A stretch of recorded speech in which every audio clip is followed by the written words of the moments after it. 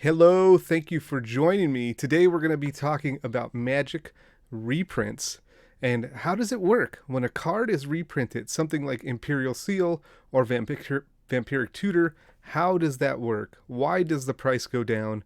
And we're going to do a thought experiment today. We're going to talk about if Imperial Seal was printed instead of Vampiric Tutor, would Imperial Seal be worth a bunch of money still? Okay, so we'll use that thought experiment to kind of learn about Magic reprints and why things act the way they do. All right, so let's talk about the origins of what happened here. So here's the question: what would happen if Imperial Seal was reprinted in Commander Legends instead of Vampiric Tutor? The origin of this topic was I was in my friend Kyle's stream. Shout out to Kyle. If you want to follow him, you can follow him at that Twitter handle there. It's your boy Lope. I guess he could not fit Lopez there.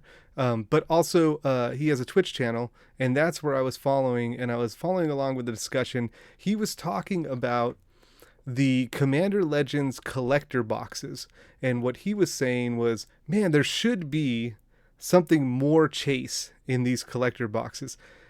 He said something like Imperial Seal. Imperial Seal would be worth $500 if it was in this collector's box. Now, he was talking about the extended art foil. So what would an extended art foil Imperial Seal be worth if it was in Commander Legends? I disagreed with him. Okay, I said it would not be worth $500, and I'll tell you why. Okay, I tried to explain this in stream, but it was difficult for me to get my thoughts out. So that's why we're doing a video. It's kind of fun to have these thought experiments and talk about these really, really minute Magic finance kind of details, but it's good information to have for just anybody, a Magic player, somebody who plays cards, somebody who buys reprints. It's good to understand the dynamics that are at work. So it looks like Twitter mostly agrees with me. I think I'll take about 75% of the people said it would be worth $250, between $250 and less than $250. I didn't say a price. I just said it would not be worth $500. Okay. Here are the reasons why. Okay. Here are the reasons. Oh, before we go into the reasons why, I just want to get this out of the way because sometimes there could be all of this ego and stuff going on with Magic Finance. So let me just talk about why should we talk about this? Okay. It's kind of like a weird thing, you know. Imperial Seal did not get reprinted in Commander Legends, so who cares, right? Well, someday Imperial Seal will be reprinted, and you can use the thinking that we're going to go through here to understand your own situation. Like, should you buy that product? What do you expect Imperial Seal to do? This kind of stuff. Okay, so first of all, we talked about reprint dynamics. We want to understand what happens when you reprint a card. Buying decisions. Should you buy that product? Should you buy that card? What's the deal there? Perspective. To give you another perspective about what happens when a card gets reprinted, just so you can use that knowledge later to apply to other cards. I also want to say that, hey, I'm not here to throw any shade toward Kyle. Kyle, I respect him as a buyer. He's a big buyer in the Magic industry. You know, he's been in the business for a long time. I still respect him. I disagree with him. You can respectfully disagree. That's the term, right? Respectfully disagree. So I respect him still. No shade toward him. Like I said, I give him a shout out. Go check out his content. I like to follow him. I like to look at his content. I like to watch his streams. So yeah, no shade here. All right. So let's talk about why I believe that it would not be worth $500. First of all, because of the current pricing, we'll get into the details there, because there'll be supply added, right? So if the card was printed in Commander Legends, there would be more supply than there is now. And I believe that would make the price go down. I'm going to illustrate that as we go on. Total set equity. This is kind of a concept where the set itself has value in it, and not one card can have all the value of the set, especially when there's other cards pulling that value away. We'll talk more about that as I get into it. The playability is something that I think they got kind of caught up on in the stream. It was like, well, Imperial Seal is very playable, so hence it will be worth $500. To me, playability matters, but it more matters for like the future. It more matters for like where a card is going to land eventually, not where a card is going to be when the thing is first printed, and when you're in that early season of spoilers and stuff like that. And then we'll open up to questions. If anyone wants to ask questions, we can address some questions there. All right, let's jump in. So first of all, Imperial Seal was reprinted. Okay, the top graph is the price of Imperial Seal. Okay, in general, and the bottom graph is the price of Imperial Seal foil judge promo. Okay, so it was reprinted, and this is part of, like, you can see, you know, up here above $1,000 up in the top corner here, you know, held pretty steady until January 2017 when the judge promo was printed. You see a big fall here. Okay, from like over, you know, I don't know, this is like maybe like $700 or $800 down closer to $500, and then kind of hung out at $5. Okay, now what's going on here is this is a collectible card, the Imperial Seal from Portal 3 Kingdoms. It's a card, if you want to get the set, to have a complete set, you need it. It's an older card. That set in particular is very hard to get a hold of, and so there's a very big scarcity problem with Portal 3 Kingdoms, and that's why this card in general is so high. It's a playable card, and it's in Portal 3 Kingdoms, which is a very hard set to get. Okay, now you see though, when it was reprinted as a judge foil, look at the price. It started off a little bit, maybe like 300, went from 200 down, and the lowest price on there was $128.99, so $129. It did pick up value again. We're talking about, hey, it's a playable card, so it's going to increase in value as these judge foils start to leave the market. People pick them up, and the card goes up. And look, it's been enjoying some upward trajectory since that low, right? The low being $130. Now it's just, you know, close to $500. So one thing to note, it dropped about, with the reprint, it dropped from 700 to about 450. The reprint was worth 64% of the original price. Okay, so what that is there to illustrate, these are rough cut numbers. Okay, we didn't measure like, hey, what was the TCG low, and, you know, try to get like an exact thing. I just want to illustrate the point. Why am I showing you this graph? I'm showing you that a reprint will drop the price. Okay, so whatever the price was, it's going to go lower. In this case, it dropped to 64% of the price. Okay, the judge foil could be had for 64% of the regular one. And that is the case right now. So I'm not even talking about like the highest to the lowest judge foil. You know, this is like, if you want to buy a Portal 3 Kingdoms, it's $700. If you want to buy a judge foil, the judge foil is already way cheaper. And again, that's because of that collectability. That's why it holds that $700 price tag right now. And I would say the demand for that is not too strong. And I'll get into that when I talk about supply. We'll put a pin in that about demand, okay, and what's happening there. I'll expand on that.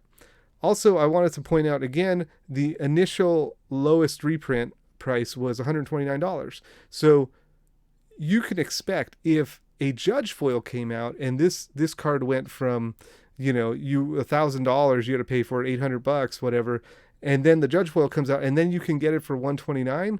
That just tells me that, hey, if this is going to get reprinted in Commander Legends, we're going to add even more supply to that situation, and we're going to see that price drop even further, even for the extended art foil. I think with all these kind of cards, you have this kind of graph that starts up here, goes all the way down, and then starts to creep back up over time. And so it starts high. You see this with Jeweled Lotus, right? Jeweled Lotus, the foil extended art or whatever, was like $2,000, $1,000 when it first came out. People bought it on eBay for that. Now you can get them for like $250 in Facebook groups. I think they're recovering a little bit, but maybe in the 300 range. But the point being that even with this Lotus card, there was a time you can get it for $250, $200 for the extended art foil. That's the best copy you can get. Okay, so I wanted to point this out. Grim Tutor is an example of, I want to illustrate something here. And what I'm not, okay, this was a bad example, I think, that I gave in the stream, because it really got people kind of zoned in on the Grim Tutor itself. Okay.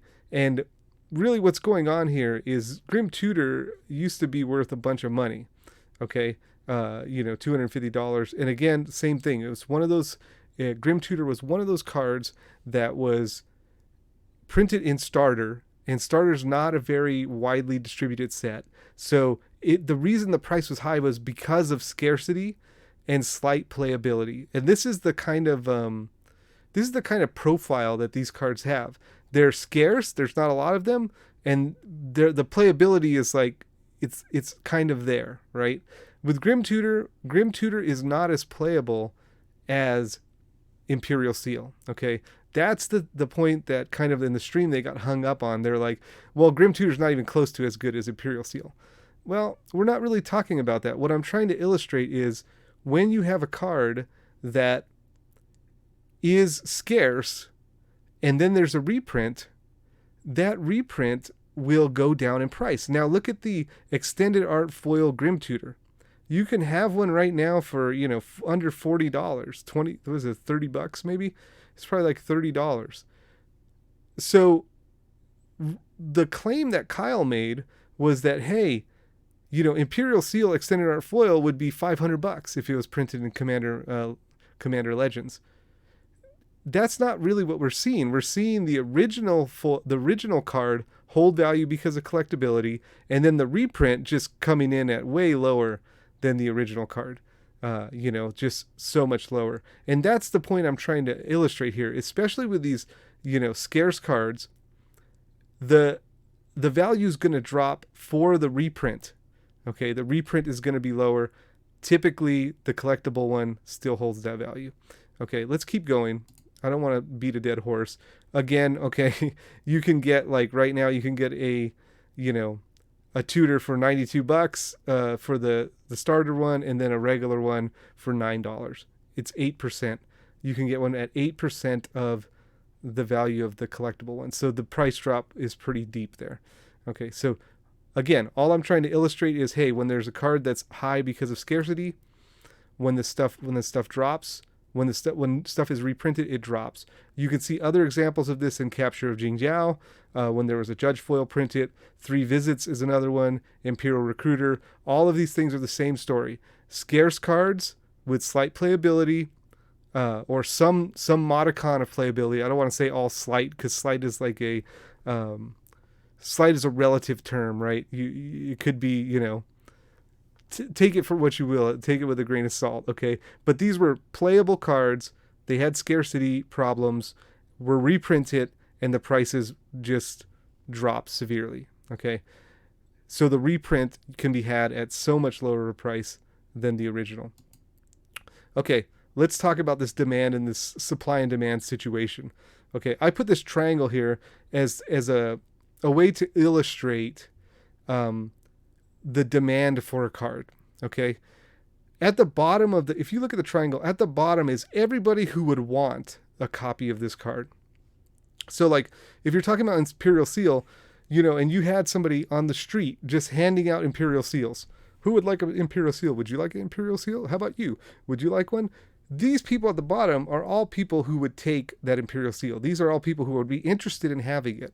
Okay, there's this line here above that, where it says people willing and able to pay the price for an Imperial Seal. Okay, right now, if that situation, if we look at the situation with Imperial Seal right now, there is a demand for it, okay? But only so many people are willing to pay that, $450 price for the Judge foil, okay? Only so many people are willing to pay that. So that kind of cuts the demand of the card down, right? Because if somebody is not going to buy the card, then there's really no demand for it there, because they're not going to pay for it. So that there's no activator, there's no demand, And then there's another portion of the demand, people who want a special copy of the card. Okay, so up at the top, this gold thing, that's like a smaller vector, if you want to use like a super fancy word, a smaller vector of the demand, right? Not everybody wants the foil copy of Imperial Seal. Not everybody wants the extended art of the Imperial Seal. Some people just want an Imperial Seal. The people down here, right? The people all in this area right here want an Imperial Seal. And if it were reprinted, it would go down in price. That was my whole argument, was that Kyle said, hey, extended art foil Imperial Seal would be $500. I highly doubt it, because the Judge foil is $450. So, I mean, you don't reprint the card and then it goes up. I mean, that doesn't make sense. It's going to go down, right? So it's going to be lower than $450, because right now there's already a market. You know, the market's set at $450 because of the Judge foil. That would go down. And as this green line goes down, more and more people buy it. So demand would go up. Okay. Like as we move this down the triangle, down to these people down here who couldn't afford it before, right now it's up at 500, right? So if we move that green line down closer to where these mad EDH players are, right?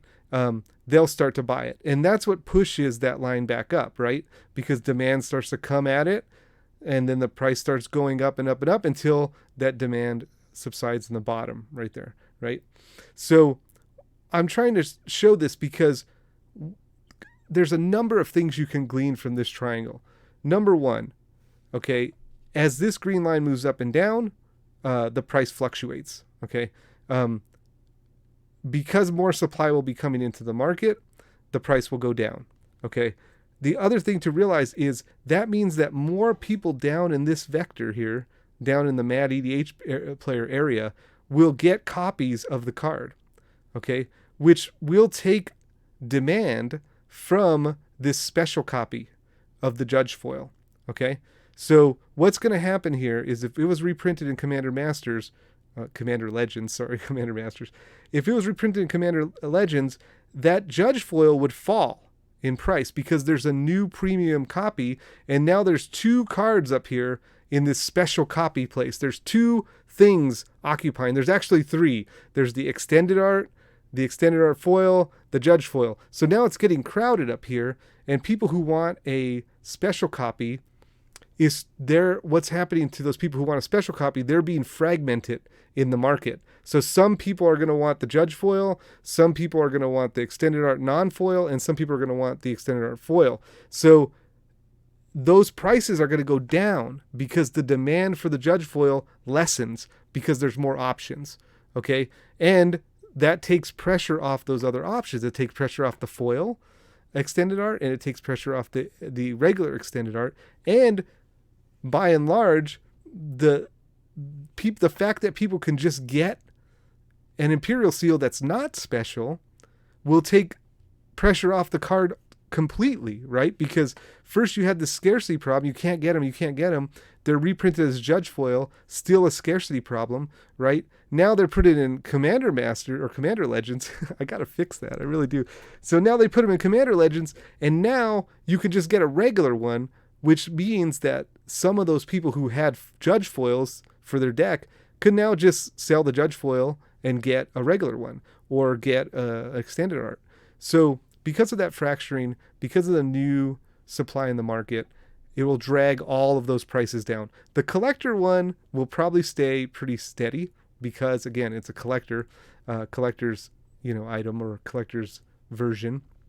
But all of this stuff is going to get dragged down in price because all that pressure is released. Okay, so I know this is kind of heady. I hope it made sense. Let's move on. Total set equity. All right, let's talk about another dynamic. Okay, let's get off all this supply and demand stuff and this other stuff. There are other cards in the set that are non-zero. Okay, now what happens is people open boxes. Okay, regular people like you and me, Commander players, they open boxes. Okay, and then there's people who open boxes to sell the singles, right? Box openers. And a lot of what they're doing is, a lot of those people are opening the collector's boxes because they're higher EV, because they have the bigger hits, right? The extended art foils, all of that stuff. So all of that product is being opened, but while that's happening, that product is not free. Okay, so the people who are buying it, like you and I, we're spending money, right, on the boxes. We want to get that money back. Okay, the same thing with these people who are opening boxes in mass. Okay, so you have vendors and stores opening mass boxes to get singles. Then everybody is trying to get the money back for that sealed product and then make a profit. So when you open all those boxes as a store or a vendor, the goal is recoup your expenses and then make your profit, right? That's obvious business 101. Okay. So the way that they're recouping their expenses is with these big dollar cards. Okay. So when they sell a Jeweled Lotus, when they sell a Mana Drain, when they sell a Vampiric Tutor, that's a recoup. Now, they're not the only ones doing it. There are multiple people, multiple vendors doing this, and they're fighting for that money recoup. They're fighting to get that money back, and they're fighting with people like me who opens a Jeweled Lotus and says, oh, well, I want to sell this so I can basically pay for most of my box and then, be happy with the other cards that I opened. So now you have a store that has a Jeweled Lotus listed at $75. And then you have me come on and say, well, I'm cool with just taking $65 for it, so I'll put $65. And then you have another store who opened, 100 boxes and they're like, man, I have like 50 Jeweled Lotuses. I'm not going to be able to sell all these things. If I keep them at 70, I got to go down to 60, and you see that race to the bottom. But all of this to say that even if Imperial Seal was in this set, it would also have to compete with Jeweled Lotus, with Mana Drain, with the Battle Bond lands, with Hull Breacher, with Opposition Agent. Because once you get your money worth, it's like you can fight, you can sell things for whatever price you want, is what I'm trying to say. So like you can't have a $500, you can't really have a $500 Imperial Seal, right? Because once somebody recoups their money, they don't have to sell the Imperial Seal for $500. They can, you saw it with Jeweled Lotus. This is a perfect example. Jeweled Lotus, when it came out, it was $150 and people just fought it all the way down to $50. Okay. That's what would happen with the Imperial Seal. People would be using that as a piece to recoup their money. And so the price would get really, really pressurized downward, along with all these other staples, which people are using to gain the money. These staples pull away from the price of an Imperial Seal because, people are also selling Jeweled Lotuses. They're also selling Mana Drains. There's this finite amount of value that can be in the set. There's a finite amount of money that people can spend on the cards. And there's really a finite amount of money that you need. So once you make up your money, then you can fight on price with any card because now everything is gravy. So, let's say you make up your money with a couple Mana Drains or something, a Mana Drain and a Jeweled Lotus. Like, are you going to stay stubborn at $500 on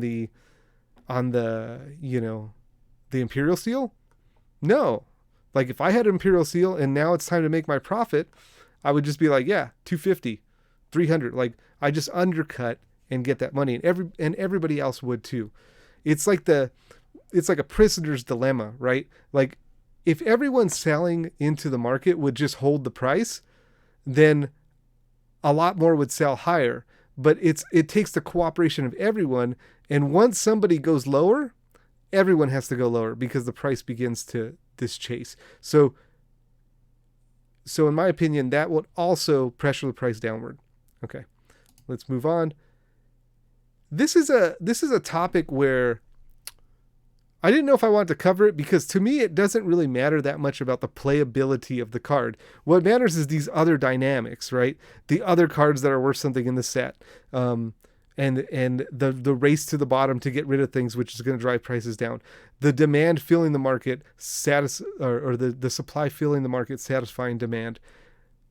All of those things are the dynamics that are going to change the price of the card. Really, the playability to me tells me if the card is going to stabilize in price and if the card is going to appreciate over time. It doesn't tell me if the card's going to be expensive. If something is playable does not mean it's going to be expensive. That's all market dynamics. what something being playable would mean is that it would appreciate. That after the market recovers from all that downward pressure, then it would have time to breathe, and the market would absorb those copies and the price would stabilize. So I wanted to cover the topic of playability. Here's the interesting thing. Demonic Tutor and Vampiric Tutor are the top 2 cards on EDH Rec in the black section. Now, again, this is rough cut data, right? This is based on EDH Rec, which isn't always correct, and but it gives us a good picture of the most cards that are used. Demonic Tutor, Vampiric Tutor. The interesting things that I noticed about this is, number one, Demonic Tutor is in 30% of decks that it could be in, right? But Vampiric Tutor is only in 17%. Now, they can be in the same decks. So you almost have half. People would put a Demonic Tutor in their deck before they would put a Vampiric Tutor in their deck. And half of those people who have a Demonic Tutor in their deck, essentially half. I mean, I'm cutting it in favor of my own reasoning here, because really 17% instead of 15%.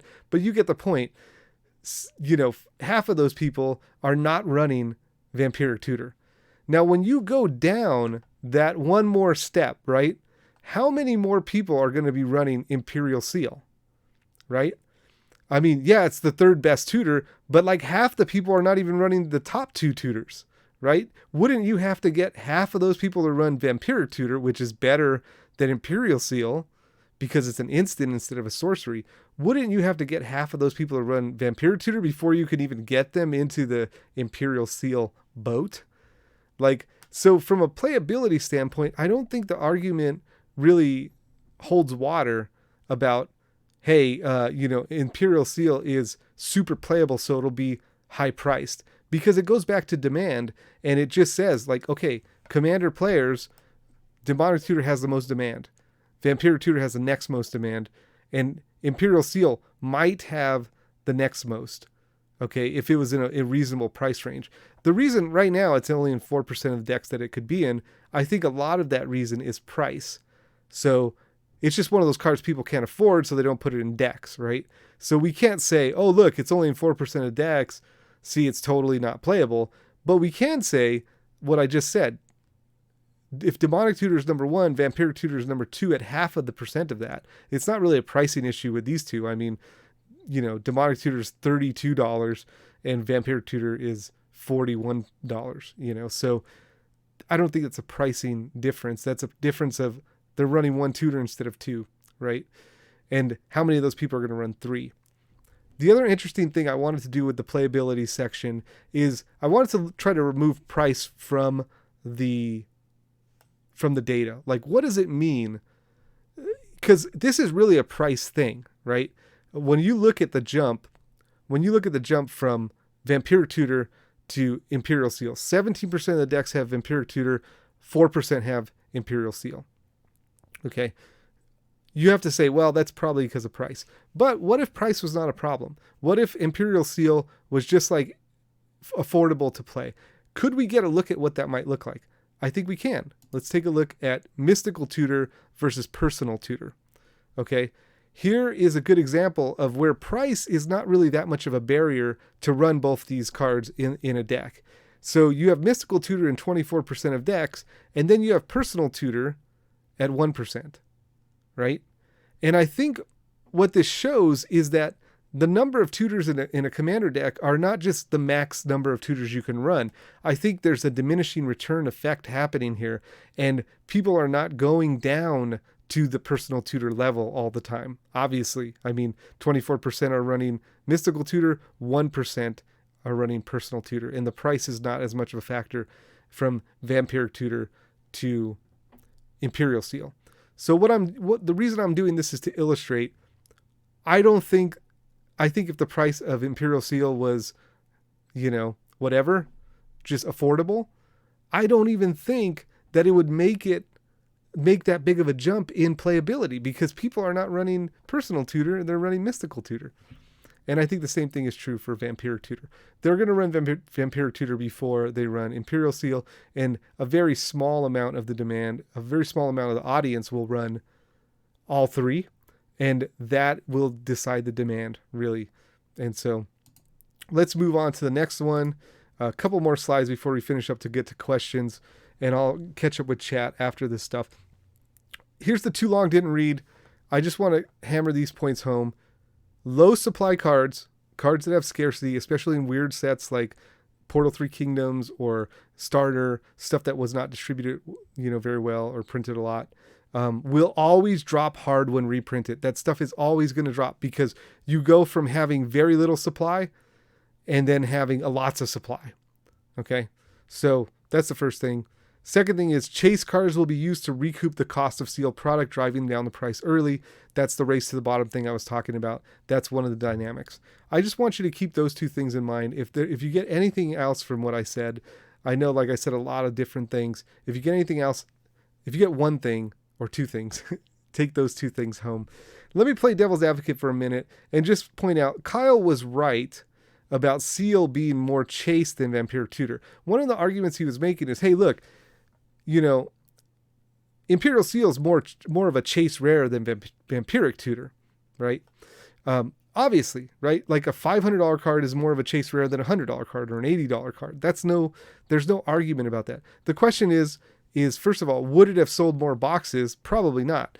I mean, Commander Legends is selling every box. It doesn't matter if you had an Imperial Seal in there or not. I mean, it's already doing it. So I don't think it would have sold more boxes. And would it have made the Imperial Seal $500? No, I don't think it would have went up. I don't think it would have went up from the Judge promo. It would have went down. Now, this other thing is interesting. Would it appreciate in value after the initial race to the bottom? Probably it would. Over time, as I said, the market absorbs that stuff, and it would probably go up in price over time.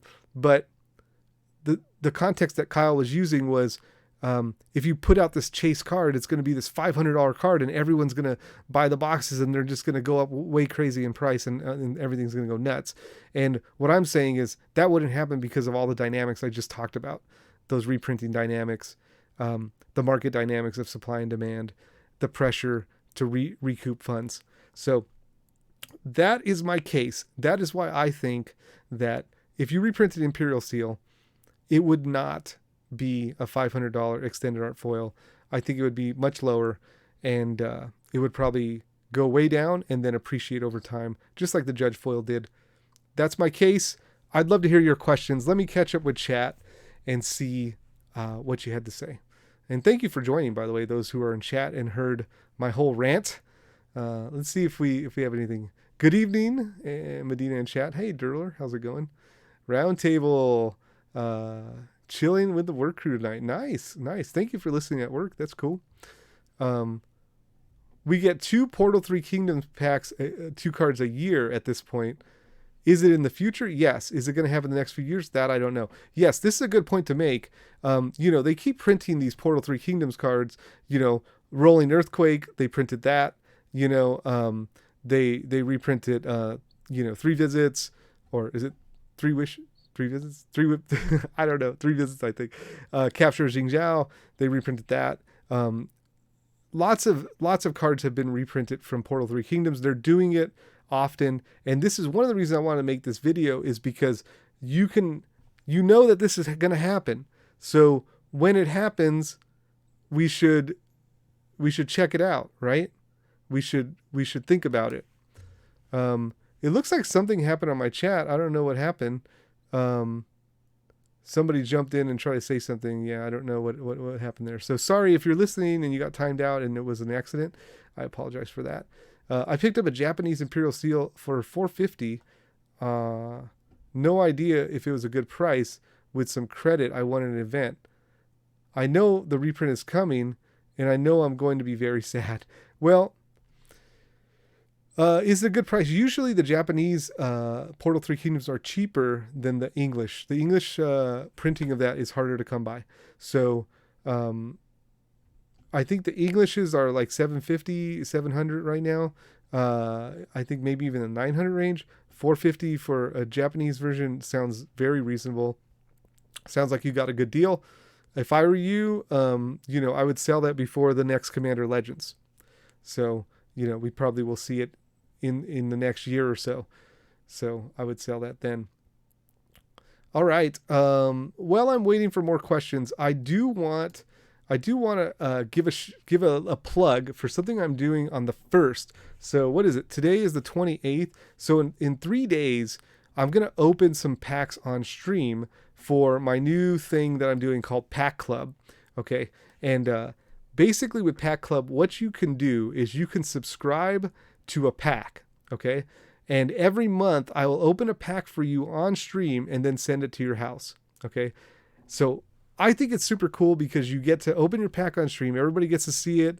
We get to we get to be hyped about the things that you open, and then you get the cards. I send them to you. So I wanted to do this pack club thing so that I can help front load some of the costs of doing these pack openings. I think it's a really fun thing to do, and so I want to give a plug to that. I'm going to put it in the chat. And those of you who are watching on YouTube, if you're interested in Pack Club, I'll put a link on YouTube as well. This has nothing to do with Portal 3 Kingdoms unless we actually get a pack of Portal 3 Kingdoms to open. But we don't have anything like that now. It's very basic. You can subscribe at 3 tiers. So the first tier is just a regular standard pack. So like maybe you're not in the mood to spend a bunch of money, but you think it'd be fun to have a pack opened on stream. It's $3.99 for a regular pack, and I'll open a pack of Zendikar Rising for you, and then I'll send it to you. The second tier is the premium tier, which is something like a cool pack like Modern Horizons or, Commander Legends. Maybe you'll get the Vampire Tutor, not the Imperial Seal, but Commander Legends will open one of those for you on stream and then send that to you. And that one is about $7 for that, and then for that subscription. And then the third tier is the Epic tier, where you can open a collector's booster. Okay, so that one's $23.99, $24. You open a collector's boosters on stream, I send the whole booster to you, and I'm going to have some other cool stuff in there. I'm probably going to let people open box toppers in that level. So again, Pack Club, I want to give it a plug because I really do want that to succeed. I want to do some more pack opening. I find that to be a really fun way to hang out with people and just like chill on stream, do something we used to do at the LGSs before, we were attacked by the COVID monster. All right. Are there any more questions about this whole Vampiric Tutor versus Imperial Seal thing? Any reprint questions or general Magic Finance questions? If not, I will wrap this up and call it a night. So let me know. I'll give you a couple minutes to do that in the stream.